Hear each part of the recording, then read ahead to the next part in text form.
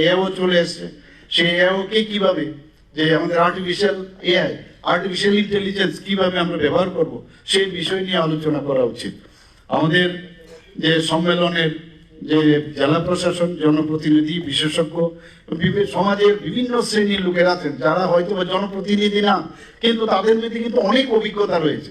তাদের সাথেও আমাদের বিভিন্ন জায়গায় যে যে স্থানে আছেন তাদের সাথে আমরা আলোচনা করি, কিন্তু এটাকে যেন একটা হেবিটের মধ্যে আমরা মানে সবসময় রাখি, সেই কর্ম পরিকল্পনা জরুরি।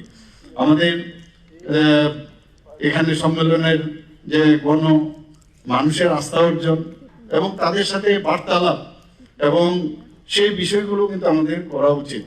আমাদের এখানে আরো কয়েকটা বিষয় আমি বলি, কারণ সময়ের একটু সমস্যা আছে, তো আমি কয়েকটা বিষয় বলে যে জনপ্রতিনিধিদের নিয়মিত এলাকায় পরিদর্শন করা, সরকারি প্রকল্প বাস্তবায়নের ক্ষেত্রে তার সময়সীমা টাইম লাইনে হচ্ছে কিনা সেই বিষয়গুলো দেখা, এখানে সামাজিক যোগাযোগ মাধ্যম যেগুলো আমি একটু আগে বললাম তার ইতিবাচক পজিটিভ এবং তথ্যভিত্তিক যে প্রচার সেইভাবে যাতে আমরা দেখবো, যারা করছে তাদের বিরুদ্ধেও আমরা বলবো যে এই ধরনের যে তথ্য তুমি দিচ্ছ সেটা ঠিক নয়, তার বিরুদ্ধেও বলা, কিন্তু নিজেদের চেষ্টা থাকবে যে আমি তথ্য ভিত্তিক এবং আমি ইতিবাচক পজিটিভ ঢঙে আমি প্রচার করব।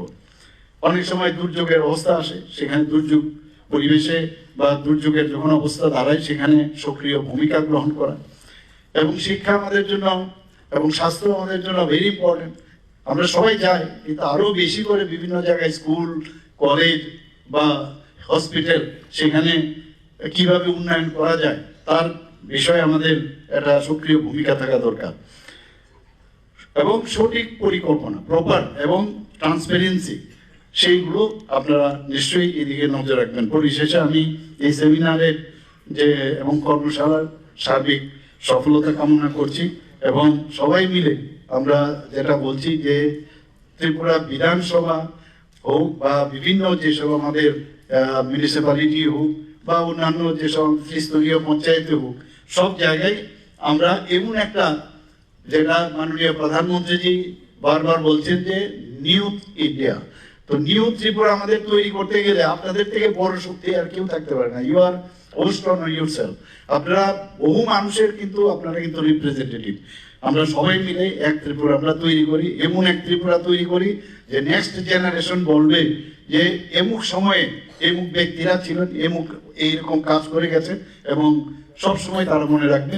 আজকে যেভাবে আমরা বড় বড় লিজেন্ড ব্যক্তিদের নাম আমরা স্মরণ করি, সেইভাবে নিজেকেও, যেহেতু ভগবান এটা আপনাদের সুযোগ দিয়েছে মানুষের, সাধারণ মানুষের জন্য কাজ করার জন্য, সেই কথাটা মাথায় রেখে অত্যন্ত স্পষ্টতার সাথে বলা, অত্যন্ত স্বচ্ছতার সাথে কাজ করা, আর ডাউন টু আর্থ হয়ে মানুষের জন্য কাজ করা, এই দু চারটি কথা বলে আমি আমার কথা বলা শেষ করছি। নমস্কার, জয় হিন্দ।